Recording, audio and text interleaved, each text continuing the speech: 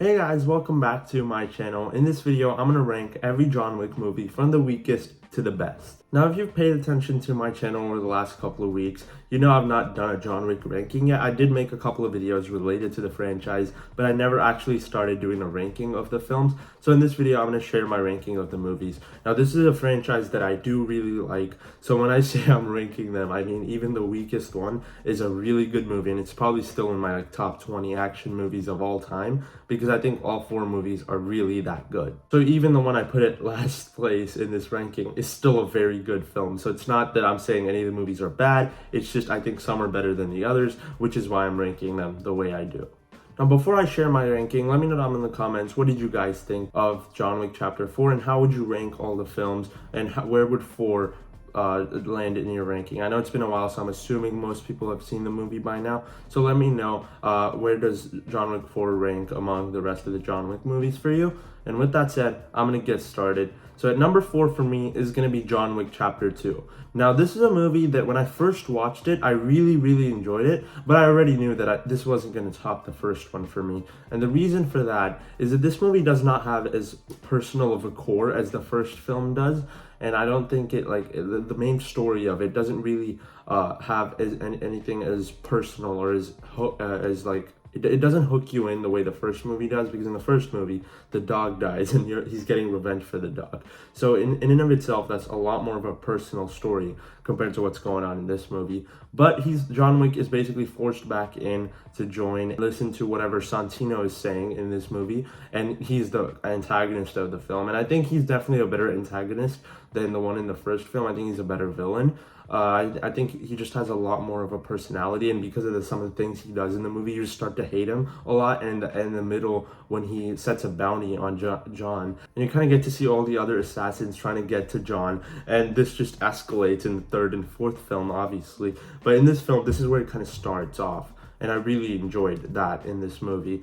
The action is probably a step up from the first film, although I think the first film was fresher. This movie just takes it to the next level. It has bigger action sequence, the whole scene in where he goes to a different country and he has to kill the girl, and after that, the whole action sequence, it goes on for like 20-ish minutes, and that whole action scene I thought was awesome. And when I was watching it, I was just mesmerized because of how well it was done.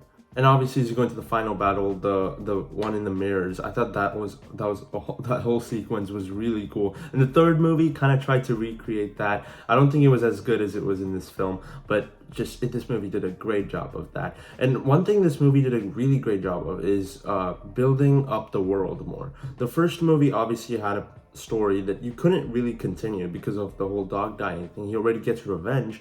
So what this movie does really wisely is that it focuses on the world building and shows us more of the Continental, more of what these assassins are about, and what else is going on with some of these assassins. And that's why I think this movie was very interesting, because if they just tried to force a sequel, it wouldn't have worked.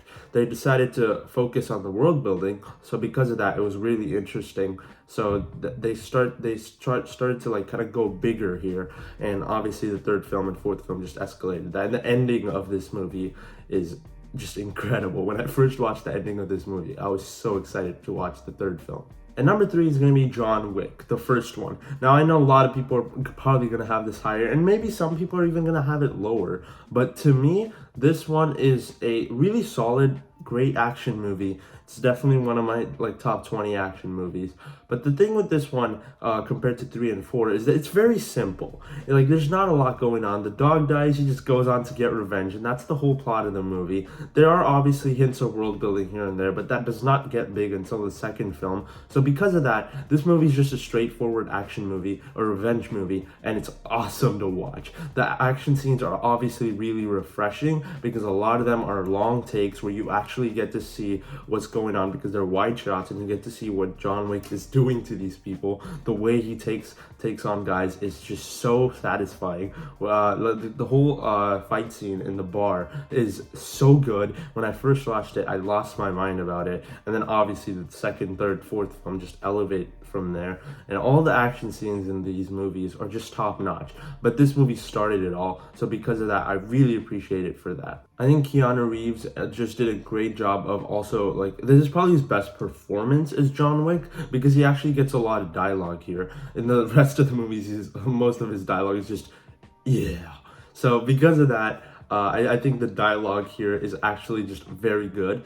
And you like the whole scene where he's yelling at the dog killer's dad. That whole scene was really cool. Now, where this movie loses steam for me is the third act, because after he kills the guy that kills the dog, there's this whole car chase scene, and there's this whole thing that happens. It kind of montages through some things that happen to Willem Dafoe's character, and then there's a whole fight scene between John Wick and the old guy. And when I look at that fight scene, I'm like, obviously John Wick is gonna win. This fight in reality would not even take like 5 minutes or like 2 minutes. That fight went on for way too long, and just most of that felt really annoying. I think the movie should have just ended after the guy that killed the dog died.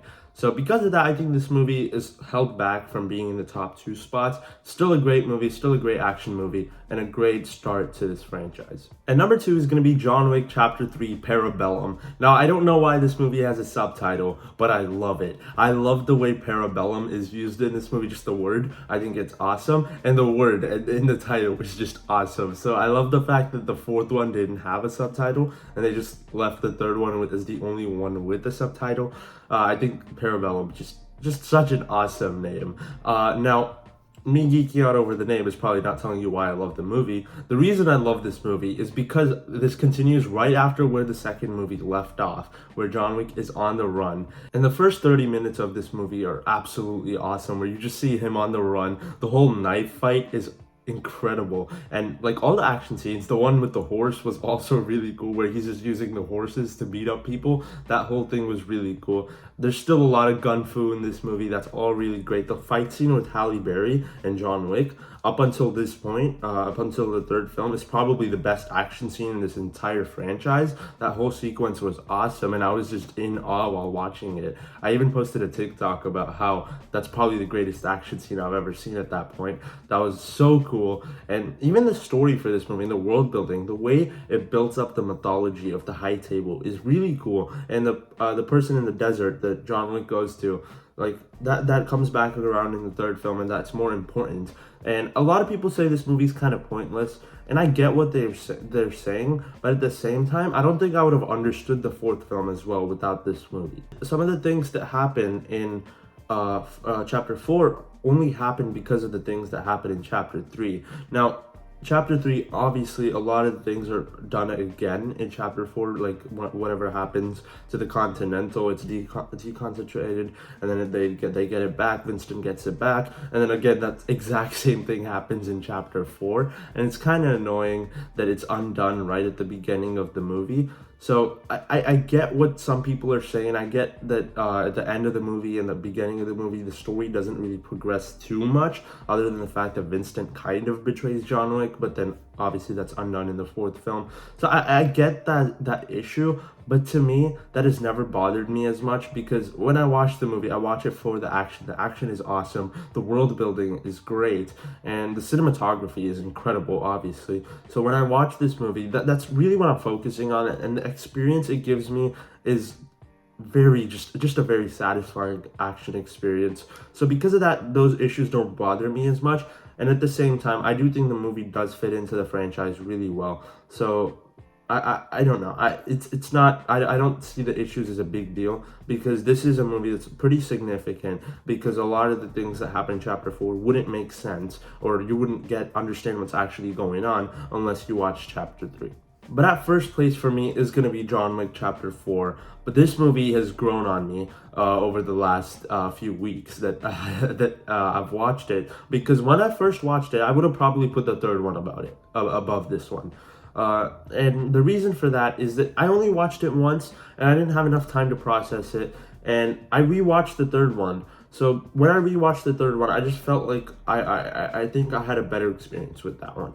But this one time, I sneaked into the theater to I was watching a different movie, but after that, I sneaked into the theater to watch a little bit of chapter 4, and I walked in right during the Arc de Triomphe scene where, like, in Paris, the traffic circle scene, that whole scene was so cool. Like, when I watched that in the theater, I was like, okay, this has got to be my favorite, right? And then I after that, I stayed for the whole scene where the top down view action sequence where he's in a building with the dragon's breath gun and just shooting people, setting people on fire. That whole scene, I was like, okay, I think this is my favorite one.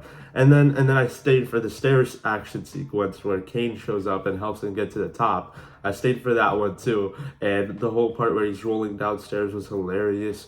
And then once he gets back up, it's so satisfying. There's so much stuff that happens in this movie that's so satisfying. And because I sneaked into that theater to watch the third act again, I think this movie moved up to number one. Now, on an action level, this is pretty easily my favorite one because the action scenes in this are absolutely top notch. Like I said, the last third of this movie, the third act, is just insane action sequence after insane action sequence. So because of that, I think that whole part of the movie is just incredible. And then the action scenes in the first two acts of the movie are very similar to the ones in the second and third film, but the thing is that the way they play out is that they're bigger in scale than those ones. They're similar action sequences, but they're bigger in scale. So there's more people, that they last for longer. Like, one of the action scenes is almost like 35-40 minutes, the one in Japan. So that whole thing was awesome. So when I watch action scenes like that, it's like they're very similar to the third film, but at the same time they're bigger in scale. So because of that, I think that's just that elevated my experience with the film. On a story level too, there's a lot going on here, and obviously what happens to John Wick at the end is very emotional, and just everything that happens in this movie just has an emotional core to it that I didn't really think about when I first saw the movie. But when I think about the movie itself, some of the things that happen with, obviously, with his wife, and like everything that he thinks about throughout the movie, where this whole journey has led him, I think this is the point it led him to. So I really appreciated some of the things that happen here. Now, it's not a perfect movie, but to me, it's a perfect John Wick movie. So to me, John Wick Chapter 4 is the best of the John Wick franchise. So it comes in at number one. Thank you so much for watching the video, guys. Let me know down in the comments, how would you rank these movies? If you enjoyed this video, be sure to hit the like button and subscribe to my channel for more videos like this. And if you want more of my John Wick content, I'll link a playlist up there or in the description. So check those out. With that said, I'll see you in the next one. Bye.